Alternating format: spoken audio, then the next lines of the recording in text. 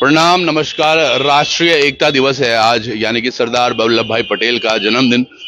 वो उन्होंने जो सौहार्द की अलख लगाई थी भारत में कि सबको एक रहना है, उसी की थोड़ी सी मिसाल आज दिख रही है। दरअसल अभी कोर्ट परिसर में हम कल हमने एक प्रेस कॉन्फ्रेंस अटेंड की थी बेरोजगार संघ की, जिसमें बॉबी पंवार ने कहा था कि उनको वापस से गिरफ्तार किया जा सकता है। और आज कोर्ट में हैं हम, कोर्ट में उनके सहयोग में बहुत सारे लोग यहाँ पर युवा आए हैं, कुछ यहाँ हैं, कुछ पीछे और कुछ बाहर भी खड़े हैं। तो एक बार युवाओं ने फिर से वो एकता दिखाई है। दरअसल सारा मामला क्या है ये जानने की कोशिश करते हैं जो युवा साथी उनके साथ आए हैं यहाँ पर। क्या कुछ मामला है भाई? देखिए, मामला युवाओं के लिए बहुत ही बड़ा गंभीर मामला है और बॉय भाई ने एक ही मुहिम छेड़ी है। आज सुबह ही से वो कल ही इन्होंने बोल दिया था कि मैं नंगे पैर चलूंगा और नंगे पैर धरना स्थल से यहाँ कोर्ट पे पेश होने के लिए आए हैं। नंगे पैर खाली पेट आए हैं और नंगे पैर। आपने अभी भी देखा होगा जब जो है कोर्ट में पेश हुए थे, बॉय भाई वहां पर भी नंगे पैर खड़े थे। अच्छा, आपने यदि नहीं भी देखा होगा, आप अभी भी देख लेंगे जब जैसे आपको बॉय भाई मिलेंगे। वो नंगे पैर आए हैं यहाँ पे कोर्ट में पेश होने के लिए। उनको वो स्वच्छ छवि वाले व्यक्ति हैं और उन्होंने अपने कोई मतलब विशेष कार्य के लिए कोई ये मुहिम नहीं छेड़ी है। पूरे उत्तराखंड राज्य के युवाओं की मुहिम छेड़ी है, भ्रष्टाचार को मिटाने के लिए छेड़ी है। ये गुंडागर्दी, ये दलाली और जो ये चमचागिरी जो चल रही है, इसको मिटाने के लिए जो है बॉबी पंवार जी ने ये मुहिम को छेड़ी है। और जिस प्रकार से सरकार और पुलिस प्रशासन द्वारा जो बॉबी भाई के जो स्वतंत्रता का जो हनन हो रहा है, उसमें बॉबी भाई ने एक ही टारगेट रखा है कि मैं तब तक झुकूंगा नहीं जब तक जो है मेरे को पूर्ण रूप से स्वतंत्रता मिले। पुष्पा बन गए। अब आप देख ही रहे होंगे, पुष्पा कहता है कि मैं झुकूंगा नहीं, तो कुछ इसी तरह से ये बात। पर एक बड़ी बात है, अगर वो यहाँ पर पैदल आए, पैदल पर नंगे पैर चलकर अगर वो यहाँ आए हैं, तो यकीनन ये बात काफी सबको समझनी होगी, क्योंकि एक युवा वाकई यहाँ पर लड़ रहा है, जो लड़ रहा है आने वाले भविष्य को लेकर। युवाओं के लिए कितना रोजगार की क्या व्यवस्थाएं हैं, किस तरह से पेपर लीक पर उन्होंने बड़ी चीजें खोली थी, और उसके बाद सीबीआई मांग को लेकर हमेशा ही। अब इस पूरे प्रकरण में एक चीज बताई गई है कि भैया आपने सशर्त जो बेल मिली थी उसका हनन किया है। कहीं लग रहा है ये, या फिर उन्होंने बताया कि कहां कहां पर हुआ है? देखिए, सशर्त में हनन होना तो वही होता है कि यदि सरकारी संपत्ति में कोई नुकसान हुआ है या किसी व्यक्ति के साथ कोई मतलब गुंडागर्दी हुई हो, किसी के साथ कहीं तोड़फोड़ हुई हो, किसी प्रकार का कोई अनुशासनहीनता की हो, यदि इस प्रकार से हुई है, तो इंस्पेक्टर साहब विनय कुमार सर से हम यही निवेदन करते हैं कि आप किसी भी प्रकार का कोई एक एविडेंस दिखाइए जिसमें जो है हमारे बॉबी पंवार जी ने किसी प्रकार कोई अनुशासनहीनता करी है या कोई सरकारी संपत्ति को नुकसान दिया है। यदि तो आप एविडेंस दिखाइए। अभी बागेश्वर धाम वाला आपने देखा होगा, उसमें अध्यक्ष जी के पास पूरा एविडेंस है और उसमें जब जो है कोर्ट में उनकी जब पेशी हुई है तो पुलिस प्रशासन को लताड़ा के जो है बाहर भेजा गया कि भाई आपके पास जब कोई एविडेंस नहीं है, आप लोग कह रहे हैं कि नारेबाजी की है, एविडेंस दिखाइए। और उसमें एविडेंस में भी यदि आप दिखा रहे हैं तो आपके बजरंग दल के व्यक्ति हैं, कोई यदि बेरोजगार संघ का है या कोई पार्टी विशेष का, यदि कोई अध्यक्ष जी के साथ चल रहे हैं, यदि बॉबी पंवार के नारे चल रहे हैं, तो आप बताइए। आपने जो है पीठ के पीछे से बजरंग दल को जो है कहते हैं कि जैसे पीठ के पीछे उंगली करना, दूसरे को जो है सपोर्ट करके बोल दो कि इस संगठन का बदनाम करना है, तो आप लोग जो है पीछे से बजरंग दल के व्यक्तियों को उसमें पूरा एविडेंस दिखाएंगे बॉबी पंवार जी अभी पेशी में। उसमें सशर्त जो आप कह रहे हैं कि भाई आप लोगों ने इसका पालन नहीं किया है, उसमें पूर्ण रूप से अनुशासित तरीके से बॉबी पंवार जी ने पालन किया है और जो अभी पेशी में जो जैसा जो बताएंगे वही जो है पालन किया है। ये बड़ी बात है। फिर आज होता क्या है वो बहुत खास रहेगा, क्योंकि आज यहाँ से बॉबी पंवार की गिरफ्तारी हो सकती है। अगर ऐसा कुछ नहीं होता तो शायद ये नोटिस भी नहीं आता, और अगर वो नोटिस आया है तो वो शर्तें भी आज पता चलेंगी जिनका उन्होंने उल्लंघन किया है। क्योंकि जो लेटर हमने पढ़ा था उसमें लिखा गया है थोड़ा थोड़ा कि भैया आपने यहाँ आपका क्यूनी का मामला है। अब क्यूनी का कौन सा मामला है कुछ स्पष्ट हो पाया? क्यूनी कौन सा मामला है? जो जब वहाँ छात्रों का उसमें प्रदर्शन चल रहा था तो उन्हें बाकायदा निमंत्रण पत्र दिया है और उसमें ये भी मेंशन है कि हमने परमिशन ले रखी है धरने देने की। तो वो उसमें परमिशन, एक कहना है कोर्ट का कि पुलिस का कि आप बिना परमिशन के कहीं नहीं जा सकते। अच्छा, हाँ, इनका कहना यह है कि बिना परमिशन के कहीं नहीं जाते। और मैं दावे के साथ कह सकता हूं कि हमारे अध्यक्ष जहां भी गए हैं वो परमिशन लेके गए हैं। अब उन्होंने हमें 3 बातें उन्होंने स्पष्ट कर रखी है, एक त्यूनी का मामला, एक भू कानून का मामला और एक वहाँ बागेश्वर का मामला।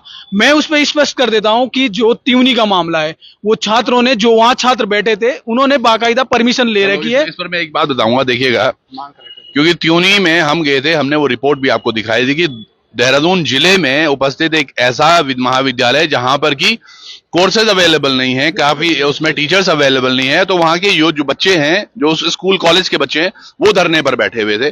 क्योंकि उस दिन हनौल का मेला था, तो हम भी वहां गए थे और हमने वो बच्चों को कवर किया।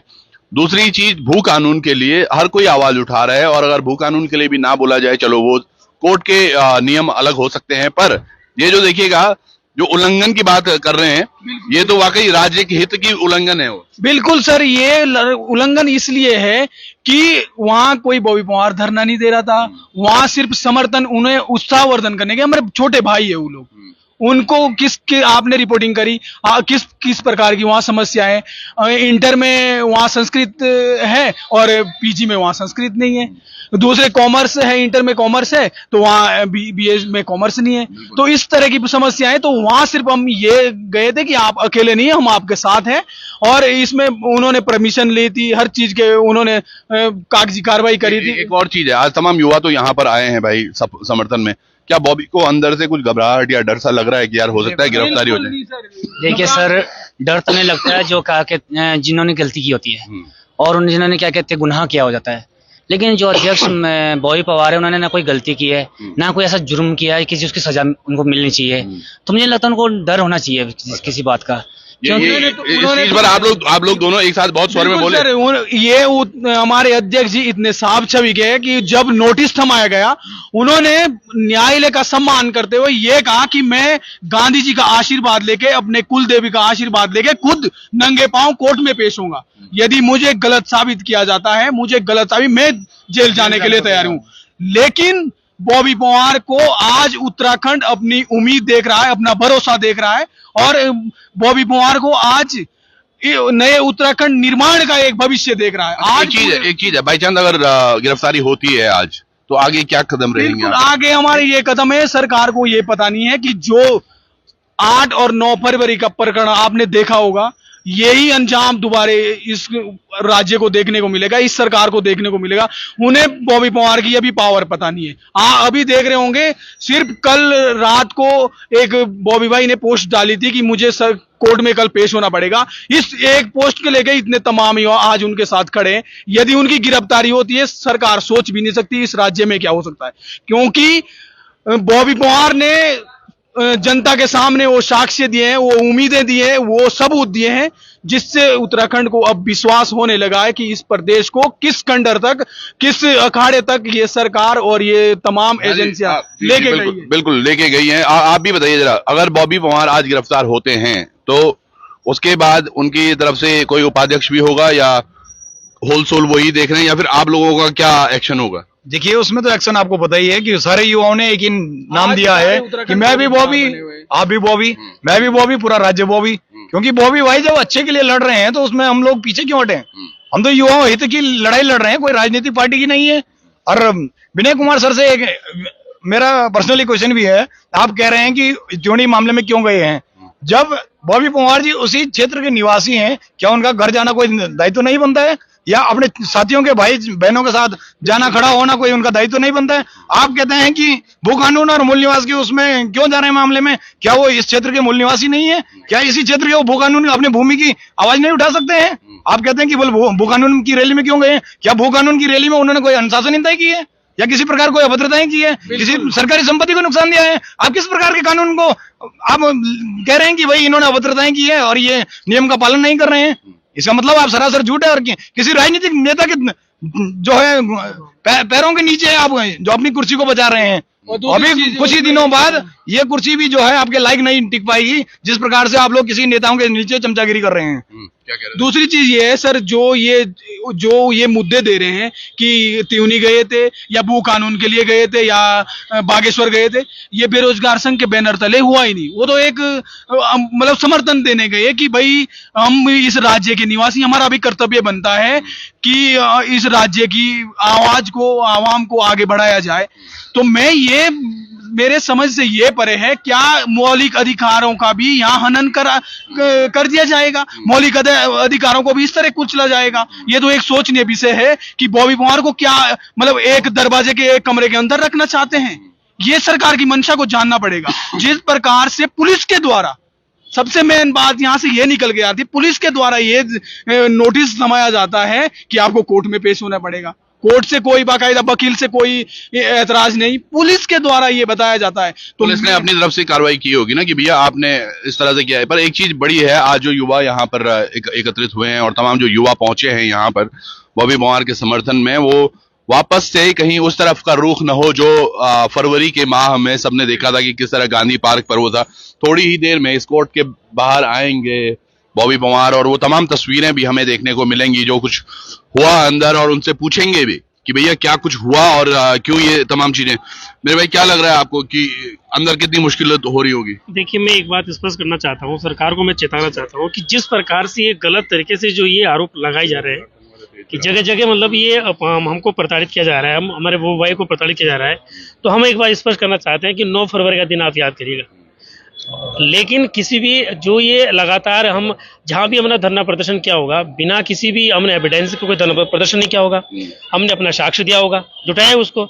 लेकिन आज हम कोर्ट में जब हम यहाँ पेश है तो लगातार हमको जो अंदर देखने को मिला है तो उनके पास कोई पुलिस के पास कोई एविडेंस था ही नहीं। वो मौखिक रूप से बोल रहे हैं, तो जज साहब ने मना कर दिया कि हमको तो भैया लिखित रूप में एविडेंस चाहिए, हम ऐसे नहीं मानेंगे। अच्छा, कहने का तात्पर्य है एविडेंस जो है ना, पुलिस प्रशासन से कोई मतलब एविडेंस नहीं मांग रहे, ना कोई लिखित में, ना कोई प्रूफ, ना कोई वीडियो फुटेज। लेकिन जो माननीय अध्यक्ष, हमारे अध्यक्ष जी, उनसे क्या कहते हैं, कह रहे हैं कि आप रिटर्न में लाइए, उनका कोई सुनने के लिए तैयार नहीं मिला। तो अच्छा, हुआ क्या था? बॉबी ने मुझे लग रहा है कोई वकील नहीं कर रखा था आपने? जी नहीं, बिना वकील के हैं सर, हम बेरोजगार है, इतने हमारे पास पैसे भी नहीं कि हम वकील करें, और हमारे पास खुद सबूत है, हमारे पास हर चीज के हमारे पास एविडेंस है, वकील करने की ऐसे जरूरत ही नहीं है। उन्होंने बागेश्वर प्रकरण दर्शा रखा कि बागेश्वर में वो गए थे, वहां के एविडेंस दो ना। वो कह रहे कि नारेबाजी लगा रहे थे, नारेबाजी की फुटेज दिखाओ। वो कह रहे कि वहां पर्चे बांट रहे थे, पर्चे बांटने के फोटो दिखाओ। तो ये मतलब साफ कहने का मतलब ये है कि जिस प्रकार से ये षड्यंत्र रचाया जा रहा है, आगे चुनाव है, साफ मंशा ये है सरकार की, आगे चुनाव है, बॉबी पवार हमारे लिए कांटे बनेंगे, बॉबी पवार हमारे लिए कांटा है। लेकिन सरकार ये भूल रही है कि 9 फरवरी से पहले तो सिर्फ एक ही बॉबी पवार था, आज उत्तराखंड में हजारों बॉबी पवार बन चुके हैं, खड़े हो चुके हैं। जितना 8 और 9 फरवरी को ये आंदोलन हुआ, इससे दुगना होने की हम अब काबिलियत रखते हैं और उत्तराखंड रखता है। साफ मंशा ये है कि सरकार चुनाव से पहले बॉबी पवार के ऊपर कुछ ऐसा करा जाए ताकि ये 4 दीवारों के अंदर रहे, हमें चुनाव में कांटा ना बने, हमारे जो काले कारनामे वो जनता के सामने ना रख पाए। ये कितनी हद तक बात जो इन्होंने कही है वो लाजमी हो सकती है कि वाकई 2024 के अब चुनाव नजदीक हैं। एक छोटा सा उपचुनाव था बागेश्वर में जिसमें बॉबी पवार गए, गिरफ्तारी हुई, तमाम दृश्य हमने देखे किस तरह से वो एक दिन का पूरा समीकरण बदल गया था और उसके बाद लगातार वो बागेश्वर में बने रहे। लेकिन जैसे ये बता रहे हैं, क्या वो प्रूफ्स हैं अवेलेबल पुलिस के पास जो वो दर्शा पाए कि भैया ये नारेबाजी कर रहे थे या ये कुछ। और उसी के साथ साथ एक युवा जो वाकई कहीं ना कहीं अभी सरदर्द बना हुआ दिख रहा है सरकार के लिए कि यार ये हर जगह जाकर कुछ ना कुछ पोले खोल रहे हैं, कभी कोई सबूत लेकर आ रहे हैं, कभी कोई आरटीआई के माध्यम से हमेशा ही बात कर रहे हैं। तो ये कहां तक कहानी रुकेगी? सामने जो पीछे कोर्ट आप देख रहे होंगे, यहाँ अभी थोड़ी ही देर में यहाँ से बाहर आएंगे बॉबी और उनसे हम बात करेंगे। क्या गिरफ्तारी होती है वो भी एक बड़ा प्रश्न है। गिरफ्तारी कितने % लग रहा है आपको कि गिरफ्तारी हो सकती है, और अगर गिरफ्तारी हुई तो कितनी लंबी गिरफ्तारी हो सकती है? देखिए, बॉबी भाई ने तो सुबह ही उठने के बाद तुरंत कहा कि यदि सरकार मेरे को गलत साबित करता है और बिना एविडेंस के, तो उसमें जो है कोर्ट में मैं पेश होके साफ साफ स्पष्ट कर दूंगा कि मैं एविडेंस देता हूं। यदि पुलिस प्रशासन द्वारा जो मुझे नोटिस जो दे रहे हैं, यदि मैं साक्ष्य नहीं हूं, यदि मैं इसमें किसी प्रकार का दोषी हूं या मैंने कोई गलती की है, तो मैं जेल जाने के लिए तैयार हूं, स्पष्ट कहा है। पर लेकिन जब बॉबी भाई ने जब गलत किया ही नहीं, उनके पास हर प्रकार का एविडेंस है, उन्होंने बोला यदि सरकार यदि मेरे को जेल भी भेजना चाहती है, मैं जेल जाने के लिए भी तैयार हूं। पर लेकिन उनका तो एक ही दावा है, यदि मेरे को सरकार यदि मतलब राज्य को बचाने के लिए नहीं सोचना चाह रही है, तो मैं जेल जाने के लिए फिर भी तैयार हूं। तो चलिए, अब क्या ये जेल जाएंगे वो एक बड़ा प्रश्न है। क्या बॉबी आज जब यहाँ से निकलेंगे किस तरफ से माहौल होगा, क्योंकि नंगे पैर यहाँ तक आना, उसके बाद भूखा होना और फिर कोर्ट परिसर में जाना, अपनी बातों को रखना, बिना वकील के अंदर जाना, ये तमाम कुछ तस्वीरें हैं जो आज के इस मौके को बड़ा सॉलिड बना रही हैं और समझना भी होगा कि क्या कुछ होता है अंदर। तो आप सब लोग भी जुड़े रहिएगा लोकार्पण पर, हम यहीं बने हुए हैं कोर्ट परिसर में, आपसे जल्द जुड़ेंगे, तब तक के लिए बने रहिएगा। बहुत बहुत धन्यवाद।